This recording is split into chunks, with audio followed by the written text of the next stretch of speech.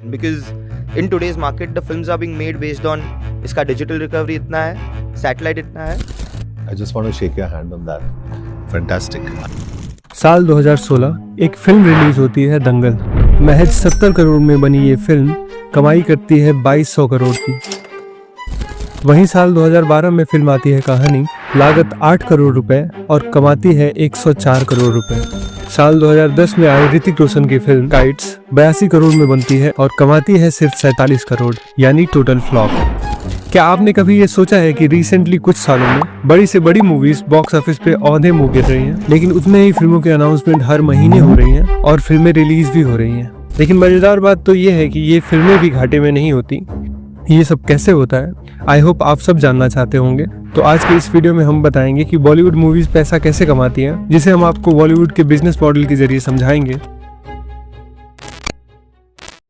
चढ़ते सूरज को सब सलाम करते हैं, लेकिन जब नीचे गिरता है हमें भूलना नहीं चाहिए। Can you sing, dance, laugh and cry and still be at work? Only in Indian cinema. Bollywood की ऑलमोस्ट सारी मूवीज फ्राइडे को ही रिलीज होती हैं, मगर क्यों?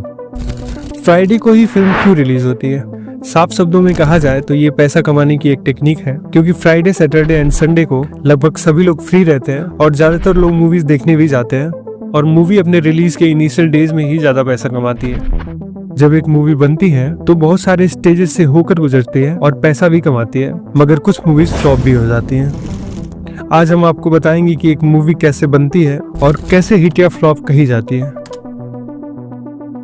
तो देखिए, मूवीज पैसा कैसे कमाती है ये जानने से पहले जानते हैं कि किन किन स्टेजेस से होकर एक फिल्म बनती है और क्या खर्च होते हैं। जब एक मूवी बनती है तो मेनली 4 स्टेजेस से होकर गुजरती है: development, pre production, production and post production.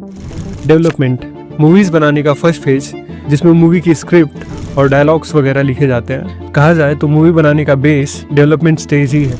Pre production यानी कि सेकेंड फेज में कास्टिंग यानी कि हीरो हीरोइन और दूसरे कलाकारों के साथ साथ टीम और लोकेशन चुने जाते हैं। टीम कहाँ और कैसे शूटिंग करने जाएगी, किस लोकेशन पे शूटिंग होगी, सभी इसी स्टेज में प्लान होता है। प्रोडक्शन यानी कि असली काम, फिल्म की स्क्रिप्ट, डायलॉग्स, कास्ट और लोकेशन सेट करने के बाद शूटिंग स्टार्ट होती है और फिल्म की शूटिंग शुरू से लेकर लास्ट तक इसी स्टेज में होती है।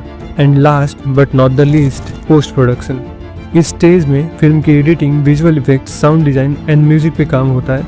ये 4 स्टेजेस पूरे होने के बाद मूवी बनकर तैयार होती है और पैसा कमाने के लिए रेडी हो जाती है।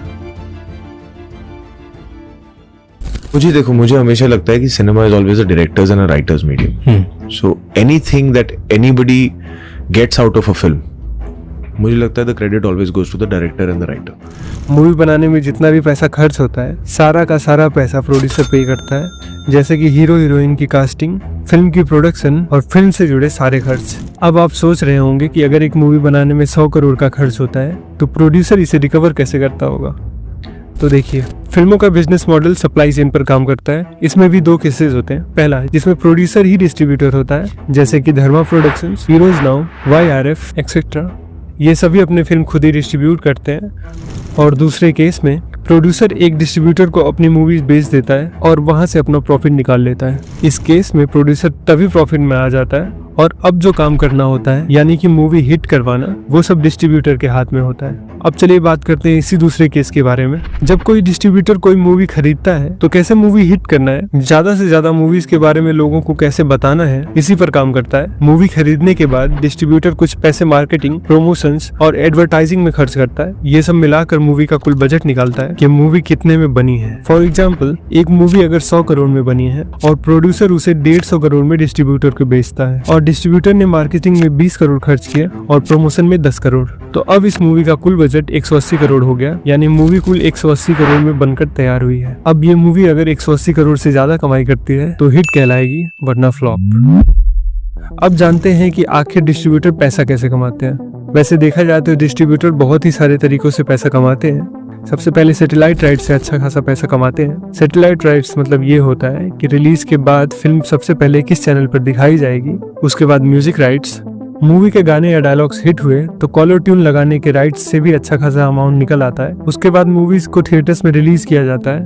मूवी को थिएटर में रिलीज करने से पहले वे सब डिस्ट्रीब्यूटर्स को फिल्म के राइट्स बेच देते हैं। अब ये सब डिस्ट्रीब्यूटर्स अपने एरिया के जितने भी सिनेमा थिएटर्स होते हैं उनको मूवी प्रिंट बेचते हैं। अब जब मूवी थिएटर्स में चलेगी तो इसके टिकट सेल से जितना पैसा आएगा उसे कुल आमदनी या ग्रॉस इनकम कहते हैं। सिनेमा थिएटर्स में जितने टिकट्स बिकते हैं उनमें जीएसटी लगा होता है। जीएसटी देने के बाद जो आमदनी बचती है वो सब डिस्ट्रीब्यूटर्स के साथ शेयर की जाती है। इसके अलग अलग रेशियो होते हैं। सिंगल स्क्रीन थिएटर्स में इसका रेशियो होता है 25:75, यानी अगर मूवी 100 करोड़ कमाती है तो 25 करोड़ थिएटर रखेगा और 75 करोड़ सब डिस्ट्रीब्यूटर लेगा। वहीं मल्टीप्लेक्स थिएटर्स में ये रेशियो ज्यादा होता है और ये सप्ताह के मुताबिक होता है। जैसे वीक 1 में 50:50, वीक 2 में 60:40, थर्ड वीक में 30:70 और बाकी के वीक में 30:70 का रेशियो ही चलता है। इसके थ्रू थिएटर और सब डिस्ट्रीब्यूटर्स दोनों ही पैसा कमाते हैं। Do you know at that point of time करीब 80,000 टिकट्स फ्री में बेचे जा रहे थे। रीजन ये थे कि Shahrukh did a very phenomenal job, उनकी मार्केटिंग टीम ने किया होगा, इन्हें कॉर्पोरेट हाउसेस पे ये सारे डिस्ट्रीब्यूट कर दिए। अब जानते हैं कि कोई मूवी फ्लॉप कैसे होती है। तो जो मूवी अपनी लागत यानी कि खर्च नहीं निकाल पाती है वो फ्लॉप कंसीडर की जाती है।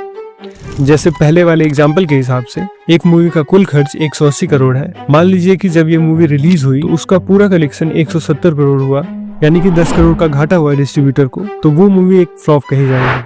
कुछ सुपरस्टार्स की फिल्में रिलीज से पहले ही करोड़ों की कमाई कर लेती हैं। बॉलीवुड में किसी भी फिल्म का हिट होना उसके स्टार कास्ट पे डिपेंड करता है और अभी के समय में तो ये एक ट्रेंड चल पड़ा है कि कहानी से ज्यादा सितारों को देखा जाता है। जिस फिल्म में बड़ा स्टार होता है उसे मार्केट में अच्छा खासा बज़ मिल जाता है। बड़े स्टार्स को देखकर डिस्ट्रीब्यूटर्स भी खींचे चले आते हैं और पहले से ही इन फिल्मों की राइट्स खरीदने के लिए लाइन में लग जाते हैं। फिल्म रिलीज से पहले ही डिस्ट्रीब्यूटर्स और एग्जीबिटर्स को फिल्म दिखाई जाती है, जिसे देखने के बाद इसे खरीदने का रेट तय होता है। फिल्म देखने के बाद इन्हें जैसा लगता है ये उसके मुताबिक फिल्मों पे पैसा लगाते हैं। इन सब में स्टार कास्ट का भी एक अच्छा रोल होता है। अब अगर आपको ये वीडियो इन्फॉर्मेटिव लगी तो कमेंट्स में जरूर बताएं। And for more such content keep watching YT Companion। See you in the next video.